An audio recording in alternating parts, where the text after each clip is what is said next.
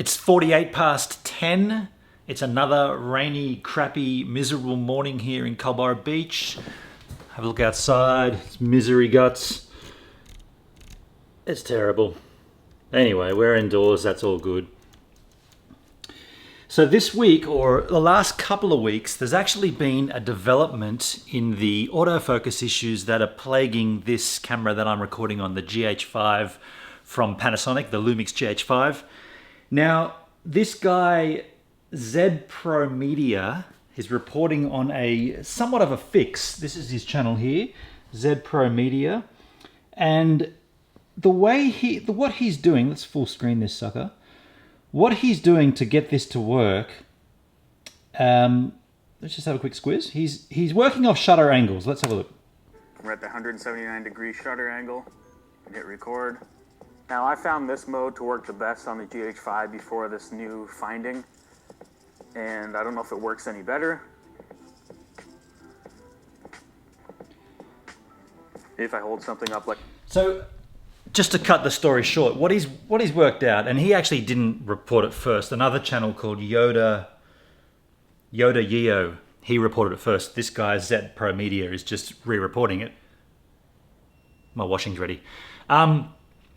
So he's working on shutter angles. Now, a shutter angle, from what I understand, and my knowledge of this is pretty limited, but if you think about a full circle being 360 degrees, and like a normal shutter would be at 180 degrees, so it's going to basically come from the bottom up like that in a straight line. But if you change the degree of the shutter, so on an angle like this, or like this, or this, or this, whatever the choice is, somehow, I'm not sure why, somehow it plays with the way that this machine works, and your focusing is faster in the autofocus mode. Now, I played with it. I did this about a week ago, and I played with it, and sure, it is a little bit quicker to respond, and it does lock on faster. The only reason I can't use this method is because in my instance with this camera, I use the shutter speed to control my exposure. So people might do this differently. You might do it differently. That's fine, but this is how I do it.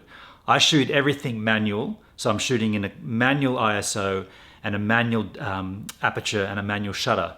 And because this camera is very nice and it's got a 2.8 lens, I like the background to be slightly blurred out. So I'm shooting constant aperture of 2.8.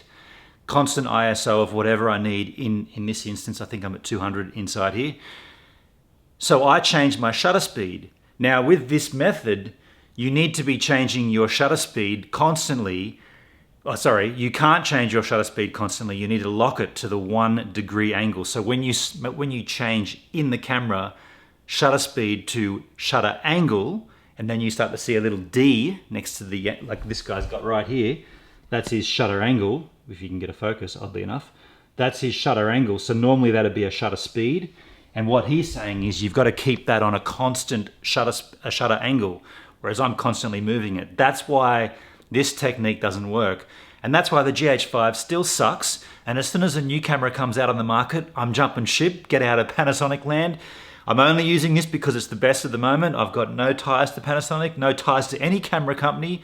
Let's get a new camera out that shoots 4K 60 and has a good focusing and an auto-focusing system, and I will get off this ship and I'll sell this sucker to somebody else. In the meantime, you might want to use this method. It might work for you.